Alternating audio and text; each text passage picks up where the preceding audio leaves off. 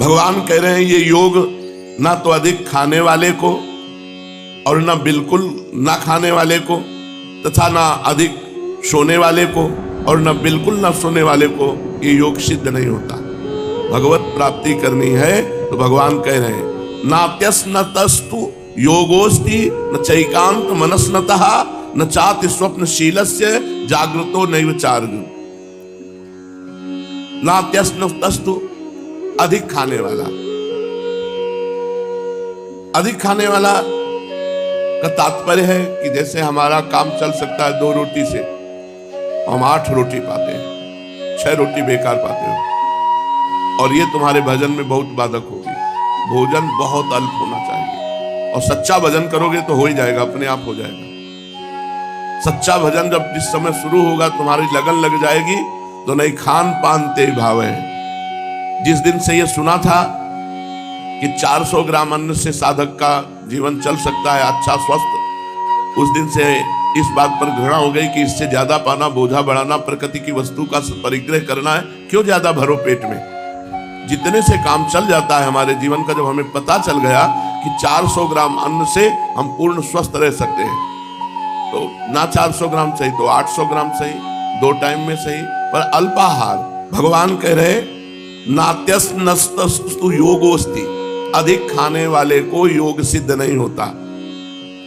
अन्न अधिक खाने से या भूख से ज्यादा खाने से प्यास लगती है, और पानी ज्यादा पीने से और अन्न ज्यादा हो जाने से पेट भारी वजन वाला हो जाता है, और पेट बोझिल होने से शरीर में आलस्य और प्रमाद छाता है, बस भजन में मन बिल्कुल नहीं लगता। ये ध्यान दो, अपने लोग भगवत प्राप्ति के लिए आए हैं, जितने कम से काम चल जाए, बहुत कम भी नहीं। भगवान मना करते हैं कि बिल्कुल ना खाने वाले को कभी भोजन ही छोड़ देते हैं, योग सिद्ध नहीं होगा उचित। भगवान कह रहे हैं जो ज्यादा खाता है उसे पानी अधिक पीना पड़ता है, और भोजन और पानी दोनों होने से पेट में बोझा।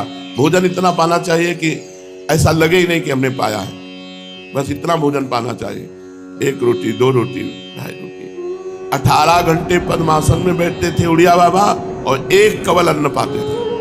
परमात्मा प्राप्ति ऐसे थोड़ी होती है कि खूब हलवा पूड़ी गुलाब जामुन रसगुल्ला खूब खाए और बस खूब बैठाए और आराम से परे घूम रहे हैं और तुम्हारे लिए विमान आ गया, आओ वैकुंठ चलो चलो परम पद। ऐसा नहीं है। जब तक आप संसार राग से रहित नहीं होते, संपूर्ण संसार राग से, तब तक भगवत प्राप्ति असंभव है।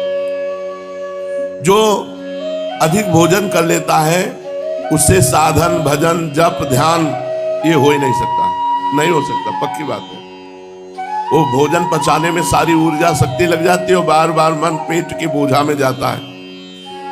ना तो सुखपूर्वक बैठ सकता है ना सुखपूर्वक लेट सकता है, क्योंकि दबा के पा लिया, पेट में जगह तो है नहीं। चलने फिरने का भी मन नहीं होता, अजीर्ण होने से शरीर में रोग पैदा होता है। इसलिए अधिक खाने वाले पुरुष को योग सिद्ध नहीं होता। न चैकांत मनस्नतः, ऐसे ही बिल्कुल ना खाने वाले को योग सिद्ध नहीं होता। कारण उचित भोजन न करने से मन में बार बार भोजन का चिंतन होता है, शरीर में शक्ति कम हो जाती है, मांस मज्जा आदि सूख जाते हैं, शरीर शिथिल हो जाता है, चलना फिरना कठिन हो जाता है, बस पड़े रहने का मन करता है, न भजन का मन, न ध्यान का मन, न आसन में बैठने का मन। तो बैठ करके आनंद पूर्वक भजन करना, पाठ करना, प्रभु का चिंतन करना, ये नहीं हो सकता जो भोजन बिल्कुल नहीं करता। करना चाहिए, दिखावे के लिए तो कुछ होना ही नहीं चाहिए परमार्थ में। या वो ढिंडोरा पीट रहा है, मान लो साधक की, हम तो केवल फल पे रह रहे हैं, हम तो केवल जल पे रह रहे हैं, ये क्या नाटक है? किसको दिखा रहे हो, किसको बता रहे हो कि तुम इतने दिनों से केवल जल? कितने पशु पक्षी है जलचर जो केवल जल पी के रहते तो भगवत प्राप्ति हो जाती है क्या उनको? कितने फलाहार करते हैं पक्षी, क्या उनको भगवत प्राप्ति हो जाती है? कितने मिट्टी खा के रहते हैं, क्या उनको भगवत प्राप्ति हो जाती है? ये विचार करो। इन सब संयमनों का कारण है निरंतर परमात्म चिंतन। न चाहते स्वप्नशील से, और जिसका ज्यादा सोने का स्वभाव होता है उसको भी योग सिद्ध नहीं होता। योग माने भजन, भगवान का चिंतन। कारण ज्यादा सोने से स्वभाव बिगड़ जाता है, प्रमाद आता है, स्वास्थ्य ठीक नहीं रहता, प्रमाद स्थिति रहती है। 4 घंटे 5 घंटे 6 घंटे बहुत बहुत 7 घंटे, अगर बहुत मेहनत करने वाला साधक है तो 7 घंटे, इससे ज्यादा तो सोना ही नहीं चाहिए। सोना बहुत हानिकारक है। पड़े रहने में उसको सुख लगता है, जिसको बहुत सोने का स्वभाव होता है पड़े रहने में सुख लगता है, उसे बैठने तक का आलस्य प्रमाद इतना बढ़ जाता है कि मन नहीं करता बैठने तक का। ज्यादा लेटे रहने से गाढ़ नींद भी नहीं आती, गाढ़ नींद ना आने से स्वप्न आते हैं, संकल्प विकल्प होते रहते हैं, शरीर में आलस्य भरा रहता है, आलस्य के कारण बैठने में कठिनाई होती, अतः वो भजन का अभ्यास नहीं कर सकता। इसलिए एक टाइम रखो सोने का, अधिक भोजन नहीं, कम भोजन नहीं, उचित भोजन, जिसमें तुम्हारी भूख मिट जाए और कुछ भूख बनी रहे, इतना कि हमें अन्न का चिंतन न हो, भोजन का चिंतन न हो। अब भगवान नींद के लिए कह रहे हैं, एक नियम रखो, 3 घंटे 4 घंटे 5 घंटे चयन कर लो, और घड़ी से देख करके केवल उतना ही नींद लो, इसके बाद नहीं। जब पड़ गए तो घोंटे बज रहे हैं, बैठे हैं तो सो रहे हैं। कुछ जन तो ऐसे हैं पूछो मत, उनसे पूछा आप कितना सो सकते हैं, बोले बस खाने भर के लिए समय मिल जाए, वो कहा बराबर सो सकते हैं। तो हमने कहा आपका कुंभकर्ण के परिवार में जन्म होना चाहिए। अरे भाई, नींद कोई सुख है क्या? समय बर्बाद करना है। जग करके भगवान का चिंतन कर रहे हो तो तुम्हारा समय सार्थक है, अगर सो करके नींद में पूरा समय जा रहा है, जीवन बर्बाद। बहुत से जीव ऐसे हैं, बिल्कुल जीवन बर्बाद हो रहा है। केवल रुपया कमाना, केवल भोग भोगना, खा पी लेना, भोग भोगना, सो जाना, फिर यही करना, ना कोई राम, ना कोई कृष्ण, ना कोई हरि, ना कोई परलोक की बात, ना कोई भजन की बात, केवल पशुवत जीवन। इसलिए भगवान मना कर रहे हैं, अधिक सोना भी नहीं। जागृतो नैव चार अर्जुन, हे अर्जुन, अधिक जागने से भी सिद्धि नहीं मिलती, सोना भी चाहिए। भगवान देखो, भगवान बोल रहे हैं, ना भूखे रहने से काम बनेगा, ना छके रहने से काम बनेगा, बीच में रहो, न छको न भूखे रहो। ना अधिक सोने से काम बनेगा, ना बिल्कुल सोने से काम बनेगा। बिल्कुल ना सो तो भी काम नहीं बनेगा। बिल्कुल ना सोने से योग की सिद्धि हो नहीं सकती, क्योंकि आवश्यक नींद ना लेकर अधिक जगने से बैठने पर नींद सताएगी, जिससे वो भजन का अभ्यास नहीं कर सकेगा। सात्विक मनुष्यों को भी कभी सत्संग का, सात्विक गहरी बातों का, भगवान की कथा का, भक्तों के चरित्रों का प्रसंग छिड़ जाता है तो वो सुनते हुए जब रस आनंद आता है तो उनको नींद आ जाती है, परंतु उनका जगना और तरह का होता है। राजसी तामसी वृत्ति वालों का जैसा जगना होता है, वैसा जगना सात्विक वृत्ति वालों का नहीं होता। इसलिए कह रहे हैं कि किसी को भी, चाहे सतोगुणी हो, चाहे रजोगुणी हो, चाहे तमोगुणी हो, एक नियत समय नींद लेना ही चाहिए। ऐसा नहीं कि अब हम सोएंगे ही नहीं, तो फिर भजन में सो जाओगे, सत्संग में सो जाओगे, भक्त चरित्र सुनने में सो जाओगे तो विक्षेप पड़ेगा, तो फिर तुम्हारा भजन कैसे चलेगा। एक नियत समय नींद को दो और इसके बाद इससे लड़ो, उचित समय सो जाओ। 10-11 बजे, मान लो 10 बजे सो गए तो 11, 12, 1, 2, 4 घंटे दिन रात्रि में और 1 घंटे या 2 घंटे दिन में आराम कर लो, 6 घंटे हो गए। एक नियत समय होना चाहिए सोने, और सोना जरूर चाहिए। वो तो एक स्थिति ऐसी होती है जिसमें नींद नहीं आती। वो जब स्थिति होती है तो शरीर से परे होता है, वो साधक को त्रिगुणातीत होता है, मायातीत होता है, उस पर वो इनका नींद आदि का प्रभाव नहीं पड़ता। लेकिन जब तक सिद्ध ना हो जाए तब तक भगवान कह रहे हैं योग सिद्धि के लिए सात्विक मनुष्य या राजसिक या तामसिक, इन सबको चाहिए कि नियत समय पर ही सोएं। हर समय नहीं कि खाली बैठे हैं। खाली कैसे बैठे हो? नाम जप करो, वाणी पाठ करो, ठाकुर जी की सेवा करो, कोई कार्य करने लगो, व्यर्थ मत बैठो। भक्त लोग भगवान के नाम जप में, कीर्तन में, भगवान के विरह में जब भोजन करना भूल जाते हैं, जब रात भर जगते हैं तो उनको विक्षेप नहीं होता, उनको विक्षेप नहीं होता। लेकिन जब तक ऐसी स्थिति नहीं है तब तक नियत आहार करो और नियत सो।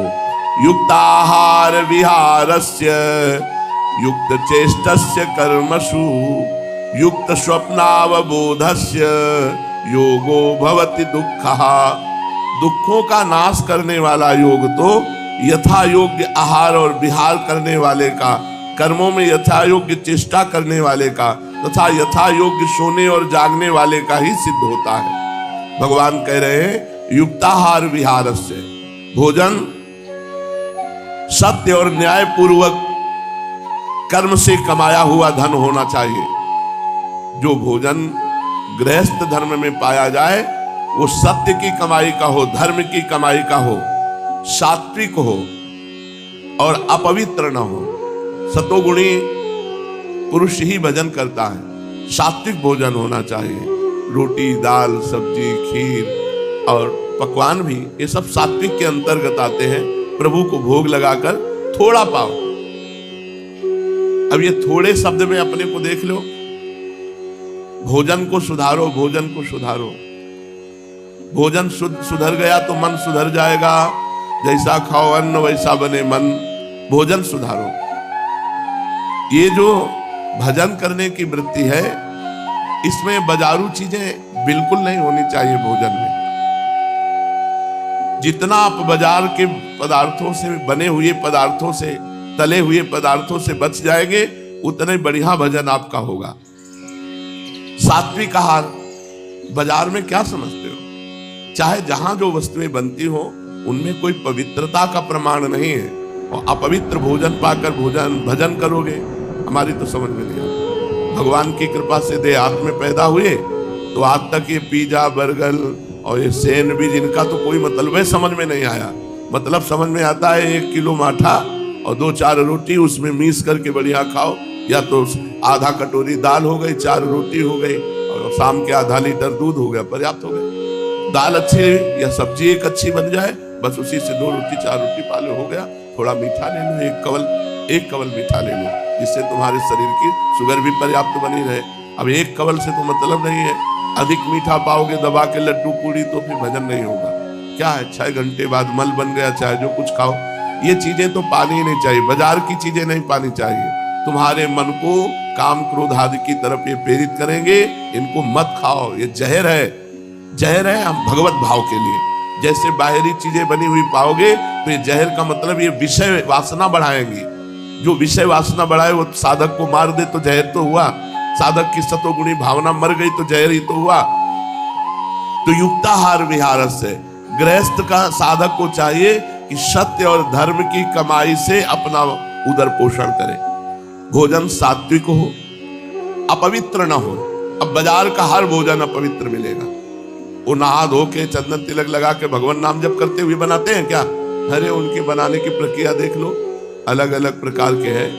कहाँ खजुआ रहे हैं, कहाँ छू रहे हैं और फिर उसी से रोटी सेक रहे हैं। और वहाँ के जब सामने मेज पे आई तो कुरकुराहट है, बोले बड़ी टेस्टी है।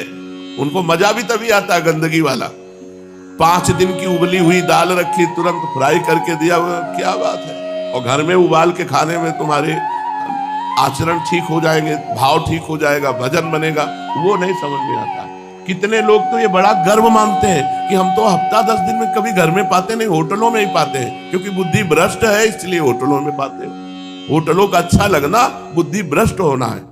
कौन सा आदमी बना रहा है, वो किस वर्ण का है, उसका क्या आचरण है, वो कैसे भाव वाला है, वो सारा प्रभाव उसमें पड़ता है। तभी किसका मन भजन में लगता है, किसका मन भजन में लगता है, प्रपंच में लगता है। बस वही संसार की सोचते रहो। भोजन धर्मशास्त्र की दृष्टि से और आयुर्वेद की दृष्टि से उतना ही किया जाए जितना शरीर को आवश्यक है, जितना सुगमता से पच सके।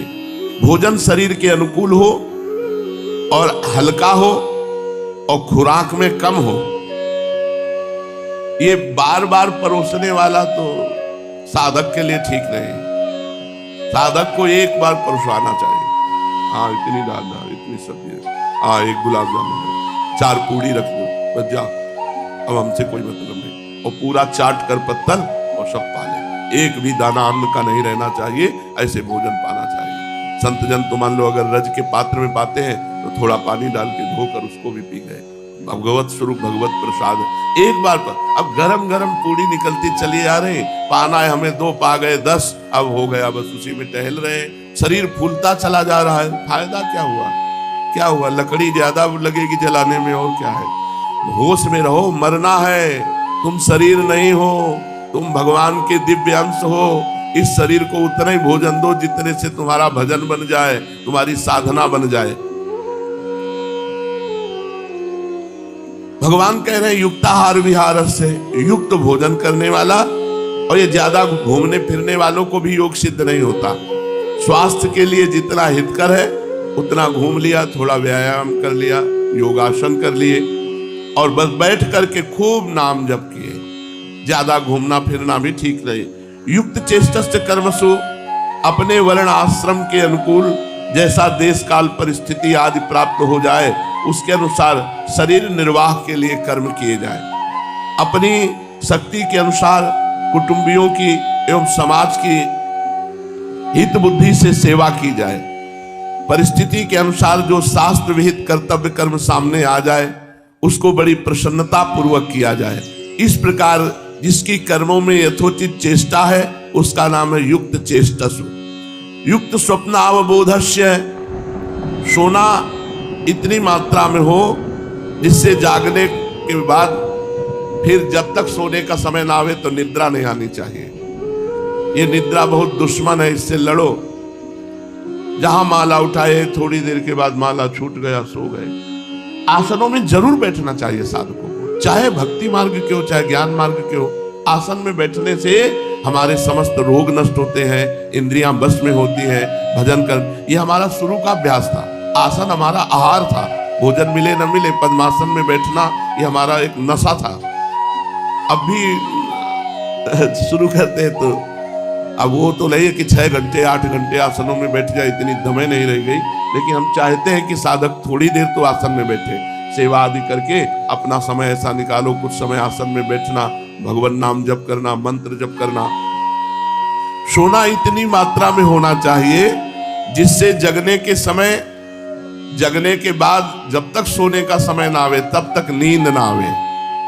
दिन में जागता रहे और रात्रि के समय भी आरंभ में तथा रात के अंतिम भाग में जागता रहे, ऐसा शास्त्र कहते हैं। मध्य केवल बीच का सोए, वही 10, 11, 12, 1, 2, 3 या बहुत 4 जो साधक है एकदम नए, रात के मध्य भाग में सोए।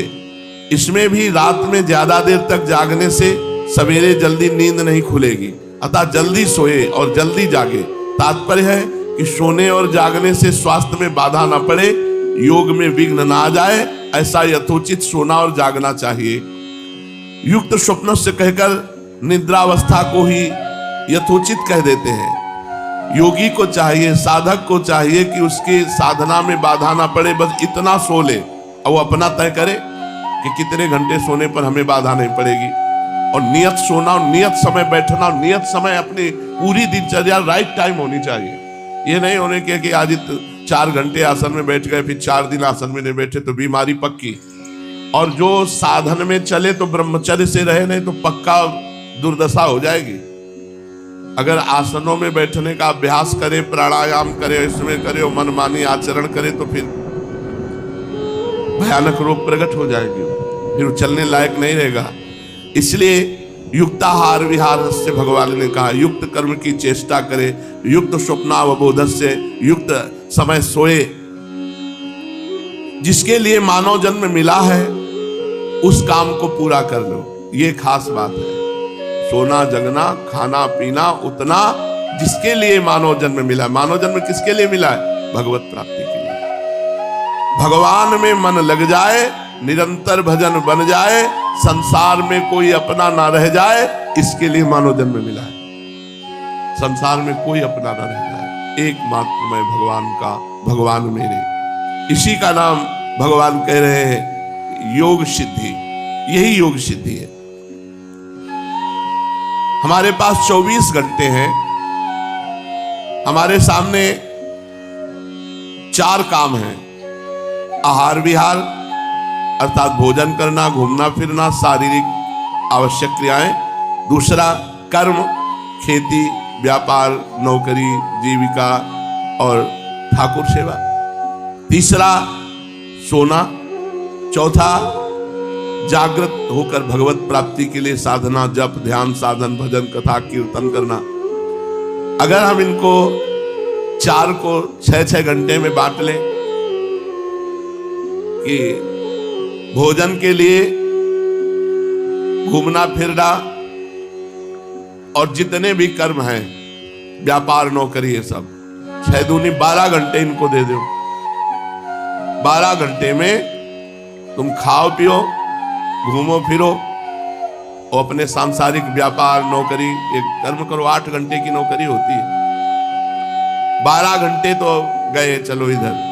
फिर 6 घंटे सोने में दे दो, 18 घंटे गए। अब 6 घंटे बच गए भजन के। अगर 6 घंटे भजन करे तब तो बहुत जल्दी वो साधना में आगे बढ़ जाए।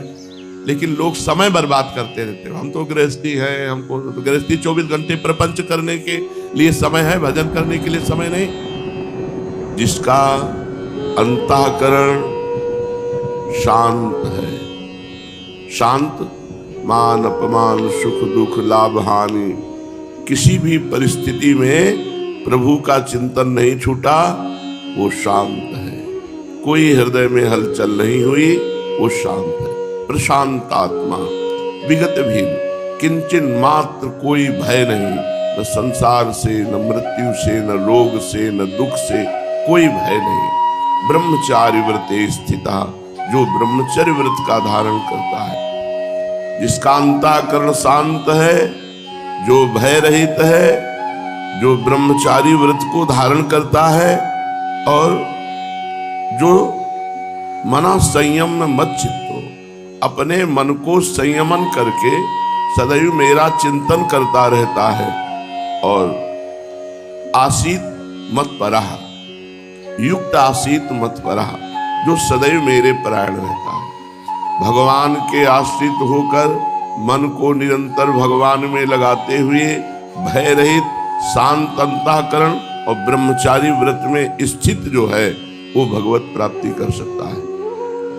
भगवत प्राप्ति करने के लिए ये जरूरी है कि आपका मन संयमित हो, ये जरूरी है कि आपका चित्त सदैव भगवान का चिंतन करता है, ये जरूरी है कि सुख दुख मान अपमान में आप शांत रहिए और ब्रह्मचारी व्रत में स्थित रहिए।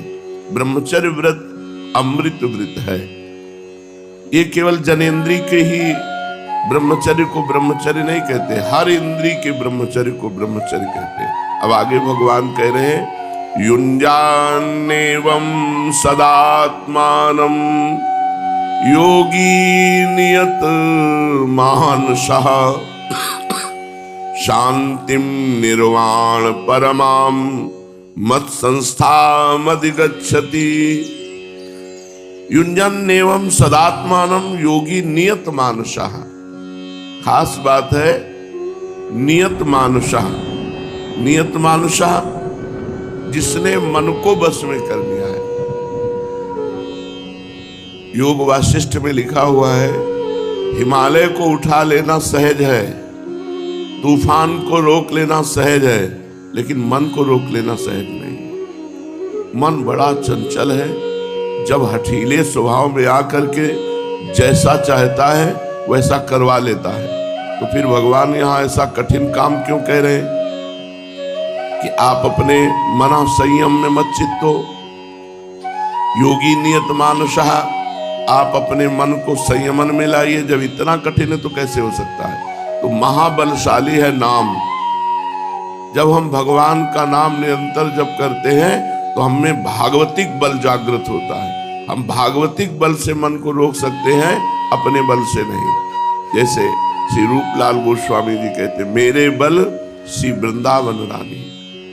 मेरा बल क्या है? श्री प्रियाजू। मेरे बल कौन है? लालजू। लालजू प्रियाजू के बल से मन को रोका जा सकता है। मन को रोका ही नहीं जा सकता, मन को सदा के लिए पंगु कर दिया जा सकता है। देखो प्रियाजू हमारी कितनी बल है। श्री लालजू महाराज अंकुश रहित है। इनके ऊपर न शास्त्र का न किसी बलशाली का कोई अंकुश नहीं, क्योंकि जितने भी बलशाली हैं वो इन्हीं के बल से बल प्राप्त किए हैं और शास्त्र इनकी श्वासों से प्रकट हुए हैं। तो इनके ऊपर कौन अंकुश करे? अति गज मत निरंकुश मोहन, निरख बंधे लट पास, देखो माई अबला कै बलराशि। देखो हमारी प्रियाजू को अबला कहा गया। देखो ये अबला है कि बल की राशि है। जो अति गज मत, जो किसी भी अंकुश में आने वाले नहीं है, परम स्वतंत्र न सिर पर कोई, भावे मने करे ये सोई। ऐसे परम स्वतंत्र परमात्मा को जिन्होंने अपनी एक लटपास से बांध दिया, वो देखो हमारी स्वामिनी बल की राशि है। अब ही पंगु भई मन की गति बिनु उद्यम अनियास। कोई प्रयास नहीं किया तो लालजू के मन की गति पंग हो गई। एक लट छूटकर कपोल पे आई, उसी लट पास में लालजू का मन बंध गया। जब लालजू का मन बंध गया तो चंचल चित्त आकर्षणी प्रियाजू हम जैसे क्षुद्र मनों को क्यों नहीं बस में कर लेंगे? अगर प्रियाजू का बल नहीं है, लालजू का बल नहीं है, भगवत बल नहीं है, तो मन को वश में करना कोई मजाक नहीं है। बहुत ही बलवान, हठीला, चंचल, जबरदस्ती अपने ही अनुसार चलाने वाला है। चाहे जितना इसको फुसलाओ अपने अनुसार चलाएगा। इसे भगवत बल से रोका जा सकता है। इसीलिए योगी नियत मानुषा, योगी जो भगवान से जुड़ा हुआ है, भगवान ने कहा युक्त आसीत मत परा, जो मेरे परायण है। योगी नियत मानुषा, जिसका मन अधीन हो चुका है, जो मन के अधीन नहीं है। साधक नियत मानस तभी हो सकता है जब उसका उद्देश्य हो जाए भगवत प्राप्ति। उद्देश्य में बहुत बड़ी ताकत है। मैं इस जन्म में भगवत प्राप्ति करना चाहता हूं, ये उद्देश्य हो जाए। भगवान के सिवा उसका और किसी से संबंध न रह जाए। सबकी ममता ताग बटोरी, मम पद मन बांध बर डोरी। भगवत प्राप्ति खिलवाड़ थोड़ी है। नियत मानसा का तभी पूर्णता हो सकती है जब हमारा उद्देश्य बन जाए भगवत प्राप्ति, और भगवत प्राप्ति के लिए सबकी ममता ताग बटोरी, मम पद मन बांध बर डोरी। भगवान के चरणों में संबंध, मेरे तो गिरधर गोपाल दूसरों न कोई। प्रभु के सिवाय उसका और किसी से संबंध न रहे। देख लो, अपने अपने हृदयों को देखो। कारण कि जब तक उसका संबंध रहेगा, साथ रहेगा, ममता रहेगी, तो इसी ममता के तार से मन भागता है। जहां हमारा राग होता है, जहां हमारी ममता होती है, जहां हमारा मोह होता है, जहां हमारा संबंध होता है, वही मन जाता है। जिनसे हमारा परिचय नहीं, वहां मन जाएगा ही नहीं। तो मन को नियत मानसा करने के लिए पहली बात तो भगवत प्राप्ति का उद्देश्य, दूसरी बात किसी से भी ममता नहीं, किसी से भी संबंध नहीं। बाहर से भले नाटक संबंध का करे, अंदर एक संबंध प्रभु से, एक भगवान से, तब उसका मन नियत मानसा होता है। साधक से ये एक बड़ी गलती होती है कि वो अपने को कहता है मैं तो गृहस्थ हूं, पहले गिरा दिया। जो भगवान के मार्ग में चलता है तो गृहस्थ विरक्त नहीं होता। उसको भक्त भाव से, उसको दास भाव से, उसको भगवत भाव से ये आचरण धारण ही करने पड़ते हैं। चाहे गृहस्थ हो, चाहे विरक्त हो, जब तक ये आचरण नहीं धारण करोगे तो भगवत प्राप्ति नहीं होगी। साधक को चाहिए कि वो अपने को गृहस्थ या अपने को विरक्त या ब्राह्मण, क्षत्रिय, वैश्य, शूद्र आदि किसी वर्ण आश्रम का न मानकर केवल ये माने कि मैं केवल प्रियाजू का हूं। ये खास बात, हमारे माई श्यामाजू को राज, मैं श्यामाजू का हूं, मैं प्रभु का हूं, मैं भगवान का हूं। जो ये मानता है कि मैं विरक्त हूं, मैं गृहस्थ हूं, मैं ब्राह्मण हूं, मैं क्षत्रिय हूं, मैं वैश्य हूं, मैं शूद्र हूं, वो व्यवहार में फंस ही जाता है। और जिसने सीधे ये बात मानी, मैं प्रभु का हूं, मैं भगवान का, भगवान मेरे। कितनी सुंदर बात है। सारा प्रपंच एक ही बात में हट गया, केवल मैं प्रभु का हूं और प्रभु मेरे हैं। साधक को परमात्मा की प्राप्ति करना है, यही काम है। मैं प्रभु का हूं और प्रभु का साक्षात्कार करना ही मेरा परम कर्तव्य है।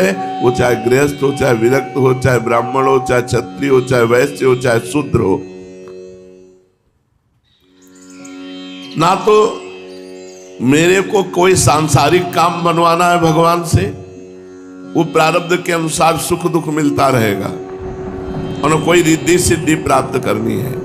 मेरा उद्देश्य है भगवत प्राप्ति। तुम कौन हो?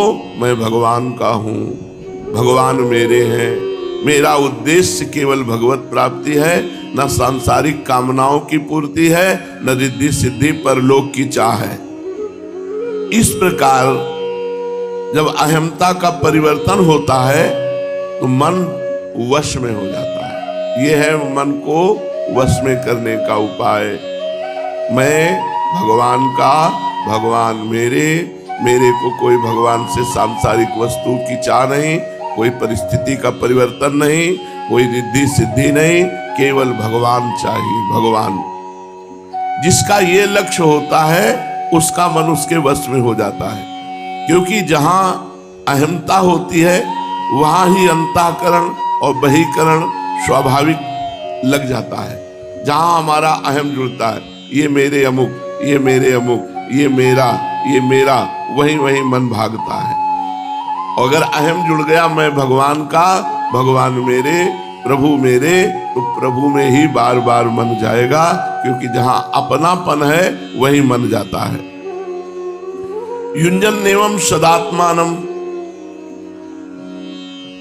जो युंजन आत्मानम का तात्पर्य है मन को संसार से हटा करके प्रभु में लगाना, बार बार लगाना। जहां जहां मन जाए वहां वहां से हटा करके प्रभु के नाम रूप लीला धाम में लगाओ। ये योग है। युंजन आत्मानम, ये योग है। जहां जहां मन जाए, मन को जाना स्वाभाविक है, बहुत जन्मों से भाग रहा है। तो जिस वस्तु व्यक्ति स्थान में हमारा मन जाए वहां से तत्काल हटाकर भगवान में लगाना। सदा का तात्पर्य है प्रतिदिन नियमित रूप से ये अभ्यास करना है। प्रतिदिन, प्रतिपल, जहां मन भागे वहां से मन को हटाकर प्रभु में लगाना है। साधक अभ्यास कभी किया, कभी छोड़ दिया, ऐसा कभी सिद्ध नहीं हो सकता, परिपक्व नहीं हो सकता। परिपक्व वही है जो सदा नित्य नियम पूर्वक प्रतिपल जहां जहां मन जाए उसको हटाकर परमात्मा में लगाते रहे, जब तक वो तुम्हारे अधीन ना हो जाए। और जब वो अधीन हो गया तो परमात्मा स्वरूप हो गया। अब उसे हटाना नहीं पड़ेगा। अब वो मन नहीं रहा, अब वो मन भगवत स्वरूप हो गया।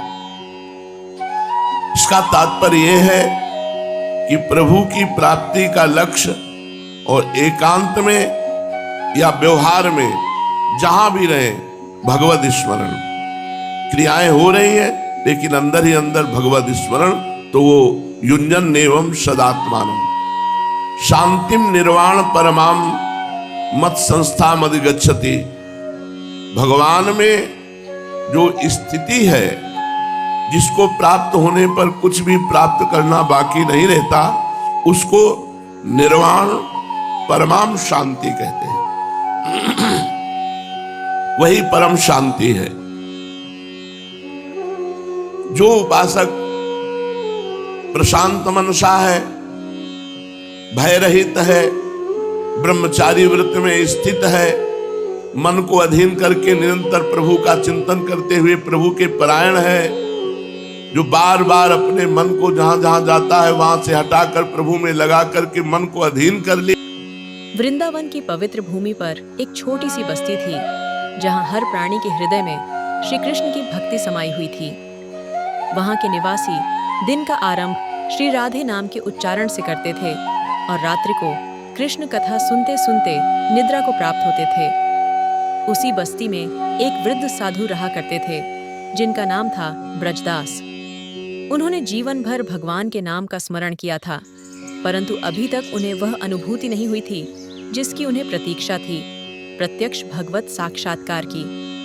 ब्रजदास प्रतिदिन प्रातःकाल यमुना तट पर स्नान करते, वहां तुलसी दल अर्पण कर राधे कृष्ण का भजन करते। उन्होंने अपना जीवन त्याग और भक्ति में समर्पित कर दिया था।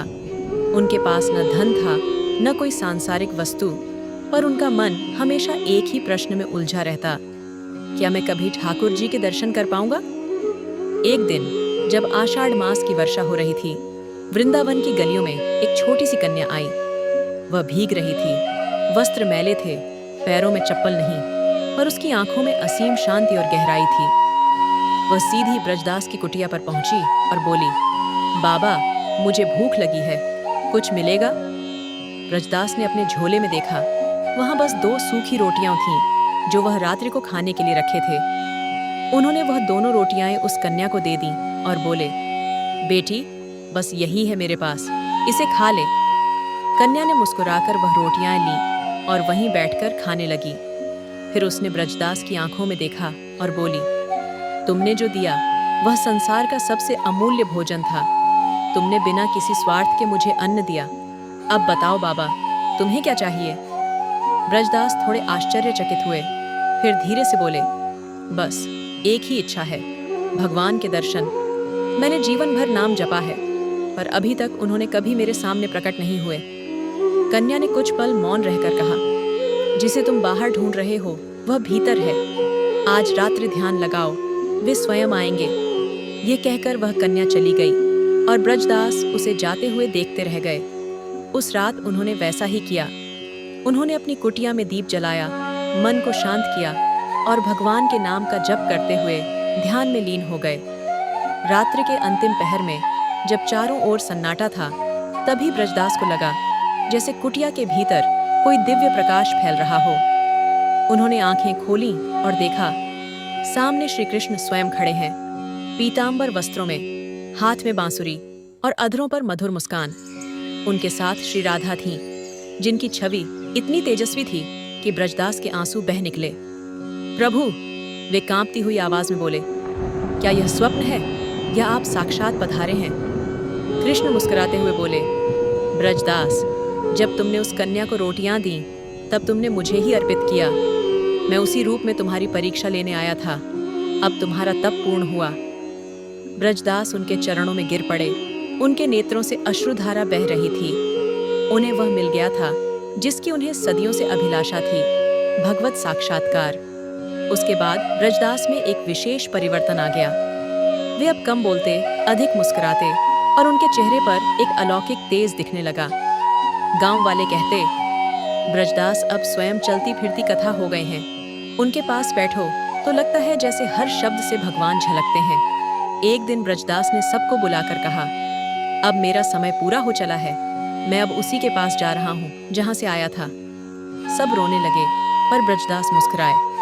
वे यमुना तट पर गए, वहीं बैठकर भजन गाने लगे और धीरे धीरे उनकी सांसें थम गईं, पर उनके मुख पर वही शांत मुस्कान बनी रही। उस रात गांव में किसी ने सपना देखा, वृंदावन की गलियों में श्री कृष्ण और राधा रानी ब्रजदास को फूलों से सजी एक नाव में बैठाकर यमुना पार ले जा रहे हैं। वे जा रहे हैं उस लोक में जहां केवल भक्ति है, प्रेम है और हर क्षण श्री कृष्ण के नाम की मधुर ध्वनि है। वृंदावन आज भी गाता है उस साधु की कथा जिसने त्याग और सच्ची भक्ति के बल पर भगवान को अपने पास बुला लिया। कहते हैं, जो सच्चे मन से ठाकुर जी का नाम लेता है वह कभी भी अकेला नहीं होता, क्योंकि भगवान उसके साथ होते हैं, हर रूप में, हर